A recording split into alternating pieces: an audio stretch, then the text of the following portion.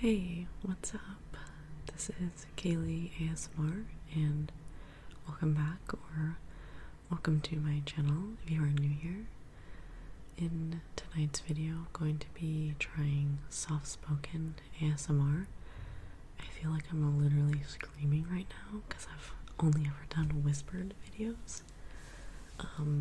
If you absolutely hate this style from me and never want to see me do it one more time, say the word. This feels weird, but I feel like it'd be fun to try, so I'm trying it out. I really like when other ASMR artists kind of switch back and forth between soft-spoken and whispering. Like Aaron ASMR is one of my favorite ASMR artists, and he's really good at that. Or who else does that? Kelly Belly ASMR, she does that. I think it's a skill. I think that's a really kind of hard skill. Oh my god, that was even so hard to just switch back. Oh my god, how do people do that? But I don't normally watch purely soft-spoken ASMR. I really love a good whisper, but I have enjoyed a soft-spoken roleplay from time to time, and I think that it has its time and place, so I have to expand my repertoire and try it out. So I'm just gonna be doing a little bit of a soft-spoken rambling video today. I hope that you like it. How are y'all doing? What is going on in your life? Do tell. Okay, so from the last time I did a ramble video last week, not much has changed in my life. Let's see. I went on that little solo trip that I mentioned I was going to go on, and it was so fun. It was just the getaway I needed. It was very introspective. I turned off my phone, like I said that I was not sure if I was going to, but I ended up doing that for the night that I was there, and that was so peaceful and so nice. I was able to journal a lot. I think I journaled like 6 pages total during that stay, which is unlike me. Usually I'm like, okay, I did my page of journaling, I'm done. Or maybe I'll do 2 pages if I'm feeling really feisty or having a lot to say. But 6 pages, like, wow. I think as soon as I turned my phone off, my mind kind of was like, oh wow, I can actually look inward for the first time in a while. Like, I'm constantly kind of looking inward. I'm a very introspective person, almost to a fault. I'm quite the overthinker, but I think being able to truly unplug and like really look within, like there was a lot that I needed to think about and process that night, so I'm glad that I did it. I did some meditation, I read a lot,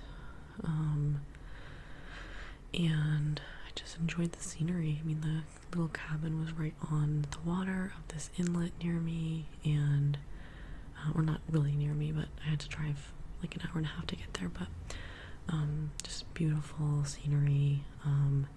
I saw like a seal swimming in the water. I saw lots of birds and waterfowl, like enjoying the peace and scenery. It was really nice. I'm really glad that I did that for myself.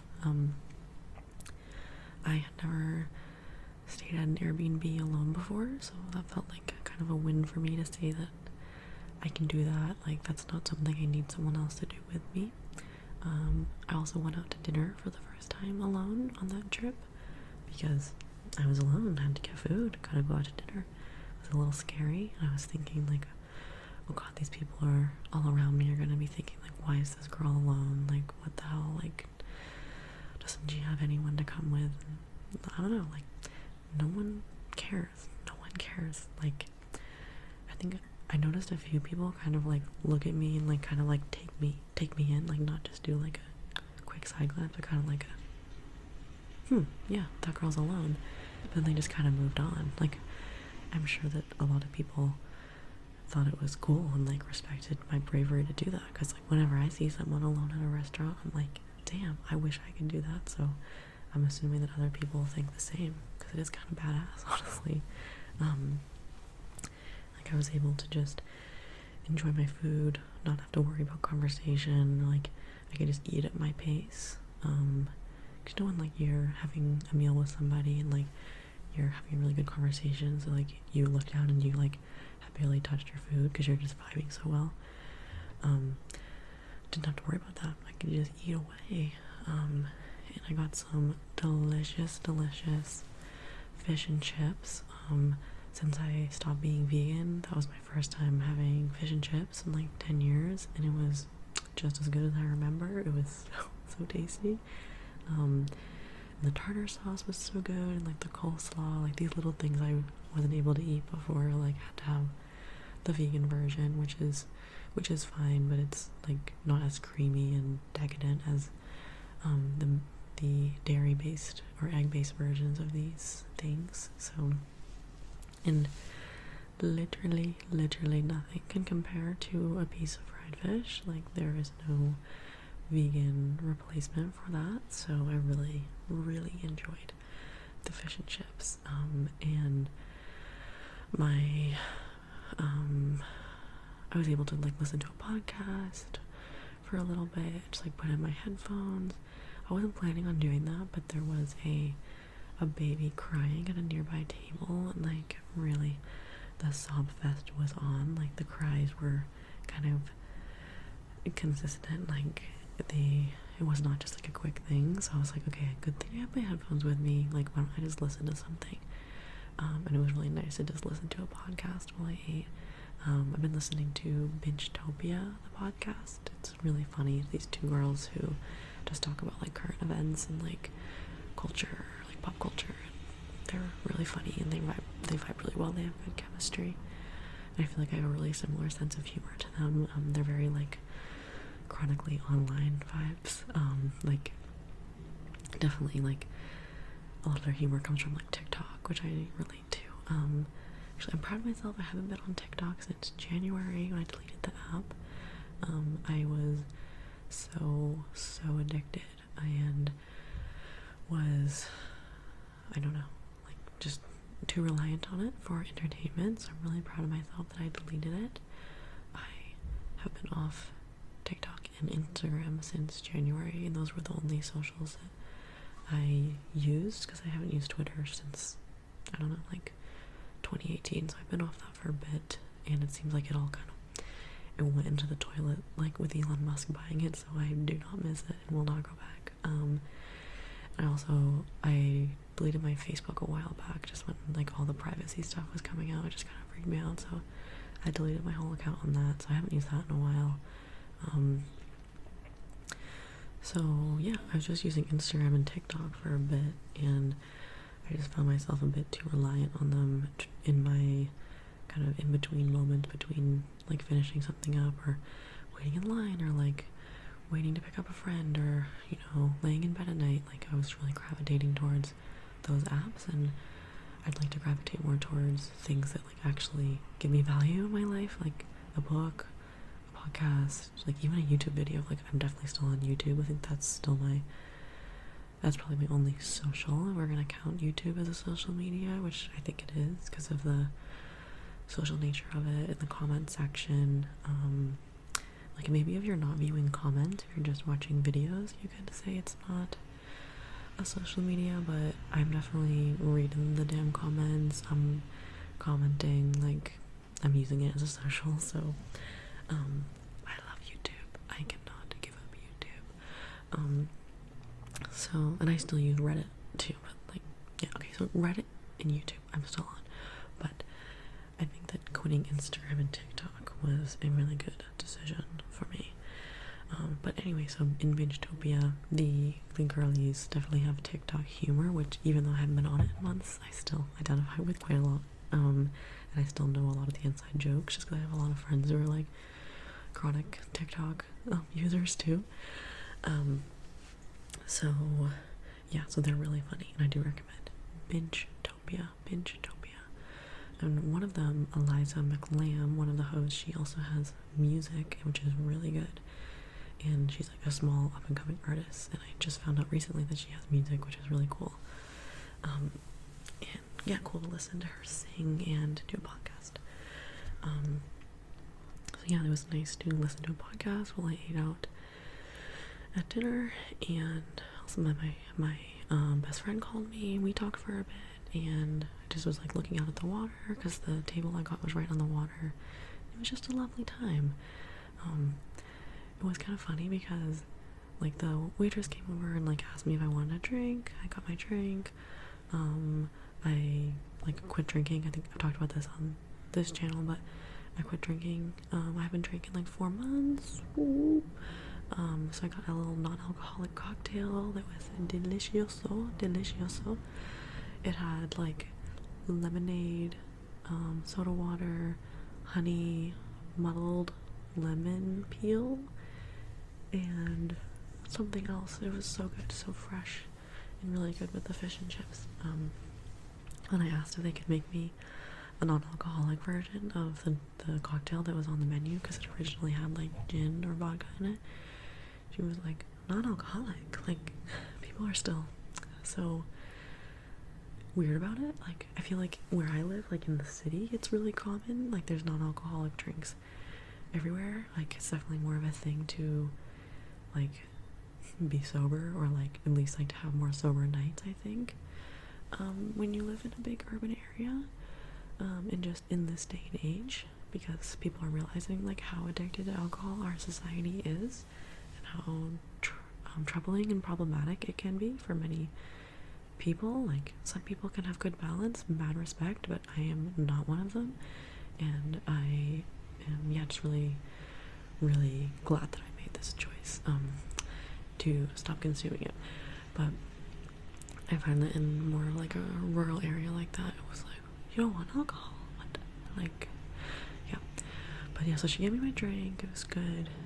She did have to ask the bartender if he could make it without the alcohol. She's like, oh, I need to ask. I'm like, just don't put the gin in. Like, what is that? It's not complicated. Like, okay. But she was like, okay, he can make it without the gin. So I had this lovely drink, and then it had been like 15 minutes and she still hadn't come back to ask for my food order. And I thought that was a little strange. I kept trying to make eye contact with her and she kind of like wasn't acknowledging me, and I was like, okay, this is strange. And then finally she came over and was like, how's the drink treating you? I was like, yeah, it's really great, and like, I'm ready to order my meal whenever you have a chance. She was like, oh, I figured there was 2 menus, so you're waiting on somebody. I was like, no, it's just me. So I think with eating out alone, you still will like encounter like little awkward things like that, like people assuming that you're just waiting for someone, or making assumptions. I don't know, but it wasn't a big deal at all, and I kind of laughed about it. I was like, no, it's just me. She's like, oh, cool, okay, what do you want to eat? So yeah, that was a really positive experience. I'm glad I did that.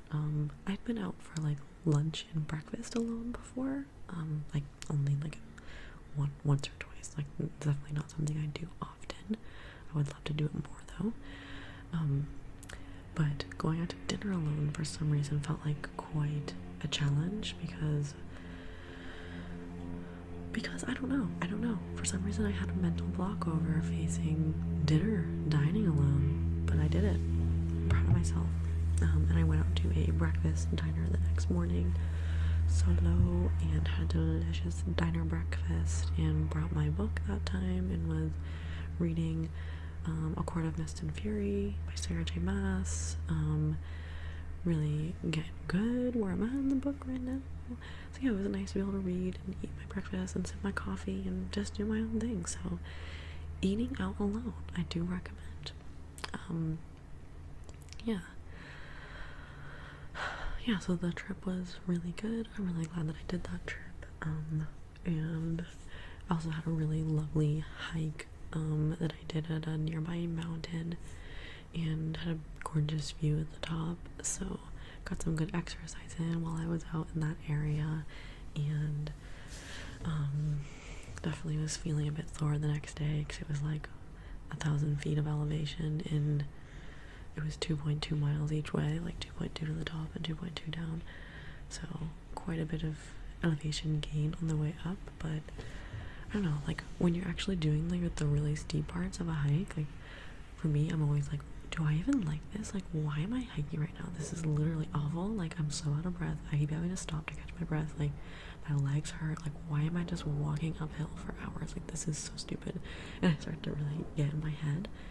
But then, you know that feeling when it starts to kind of like flatten out a bit on a switchback, and you're like, ah, yes, I love hiking. Like, I've always loved this. What am I talking about? And then you finally start to see like the beginning of the viewpoint, like ahead. You can see like, oh, this is what I've been working towards. It literally, like, all negative feelings towards hiking fade away from me, and I'm like, yes, this is my favorite activity of all time. So that's definitely that hike with that vibe. Like, as soon as I got to the viewpoint, I was like so overjoyed, so happy. It was gorgeous. But yeah, I definitely want to get more in hiking shape as the hiking season approaches, because of the weather's getting nicer. I want to be able to do some more challenging hikes that have more elevation and not be dying and not be regretting my whole existence during those parts. But it just takes practice. Like, that's like thinking about like what it is. Like, you're walking uphill for hours. It's quite challenging. It's not something you can just pick up and know how to do. You need to work at it and get really strong legs and strong booty and just be able to carry yourself up a goddamn hill. So I'm hoping to get better at that and keep practicing hiking. I mean, just gaining that skill, and explore new areas, because we live on a beautiful freaking planet. Like, we best be out there exploring it while we can, while we have bodies, or if we have bodies that give us the ability to do so. So I think I'm gonna end the video off here. I still feel like I am screaming into the microphone. Like, this is so weird to be self-speaking, so let me know if you enjoyed this soft-speaking video from me, or if you would rather me continue to whisper solely on my channel, like say the word. Like, I make the content for you, not for me. So, I mean, it's fun to make and I enjoy making videos, but I would really like to be making the kind of videos that my subscribers want to see. So tell me what you like. I love you all. I hope that this video found you well, that you're doing great, and please yeah, give the video a like if you liked it, subscribe if you want to see more from me. I'll see you in my next one. Bye.